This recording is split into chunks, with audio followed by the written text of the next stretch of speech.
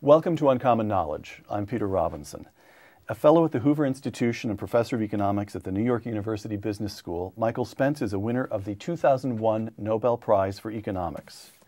His latest book, The Next Convergence, The Future of Economic Growth in a Multi-Speed World. Michael Spence, welcome. Thank you, Peter. The history of growth, Mike. Let me quote to you from The Next Convergence. In 1750, most people would probably have said that the pre-industrial configuration of the world's economy was largely a permanent state of affairs, that the world had always been like that and probably always would be, and they would have had the facts on their side. Explain.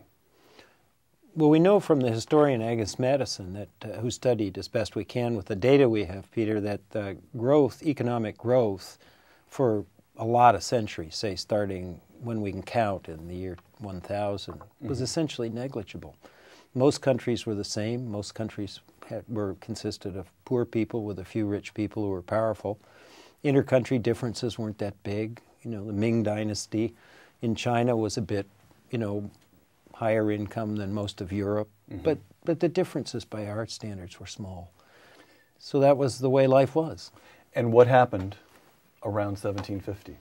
Around 1750, we had the British Industrial Revolution, an inflection point in the kind of economic history of the world. That really does stand up. There's no revisionists. That is a big moment, and everybody knows it. Yeah, no, there's just a kink in the pattern of growth and all the things that went with it. You know, the use of scientific knowledge and technology to create economic value. And the interesting thing is that the Malthus effect, which is population will grow to eat up all of the incremental income, didn't actually happen either. And so per capita income started to rise. And then you talk about a multi-speed world. So phase one, no growth. Right. Phase two, what we would now term the West, grows. Starts to grow. Now we come to the next point that you're talking about in this book. Again, I'm quoting to you from the next Convergence. The snapshot picture of the world economy in 1950 was the result of that remarkable 200 years of economic history, a breakout period for the minority of the world's population. Starting after World War II, the pattern shifted again. The countries in the developing world started to grow. At first, it was relatively slow and in isolated countries. Then it began to spread and accelerate. This sounds pretty straightforward. The rest of the world is finally catching up. It's simple. We should rejoice. Right? Yes. I mean, on balance, yes. How did it happen? The colonial empires fell apart, and they arguably had built-in asymmetries in them.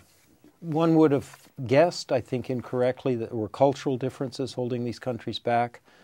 Some inherent defect that I don't think that's turned out to be true. So colonialism fell apart. We had a bunch of new countries that were finding their identity, finding a governance structure that worked. It was chaotic and a mess. And then the other key ingredient, two actually, one, very wise people led by Americans decided not to repeat the aftermath of World War I, to crush the vanquished and create a situation that led to another war. Instead, we built up the vanquished. We worked through the Marshall Plan on rebuilding Europe. We worked on restoring Japan. We opened the global economy so that these economies became permanently interconnected. And when we did that, Peter, we probably didn't know that the long-run beneficiaries were going to be these poor countries whose future we didn't really know. In fact, they're countries that we called backward. Right. Not developing, not emerging, backward. And there are a bunch of other terms that I refer to on the way through in this journey, but that once they figured out a way to connect to the global economy. Third key ingredient, so you have colonialism goes away, they're not held down. You've got opening of the global economy through the GATT and a set of policies that really just turn out, with the benefit of hindsight, to be A, generous, and B, really farsighted. And the third one is technology. I mean, you can fly on airplanes, the cost of transportation went down, communication costs went down.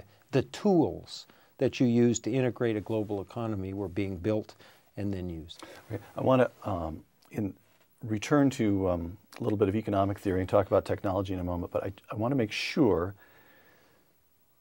So the United States, there's a distinctively American piece of that story, which is to say that after the Second World War, the United States, measured as a proportion of world domestic output, is at a position of dominance that constantly continues to recede. Right. And the United States lets it happen. Yes. Indeed, seems to welcome the growth of other countries. So now you're a Canadian. I know you're raised in Canada and you live in Italy, but Americans ought to be proud of that, right? Absolutely. Okay, thank you very much. Just want to establish that. Absolutely. Tender moment for Americans as the economy wobbles. We'll get back to all that, but I'd like to note that there's one moment of which we can be unambiguously proud.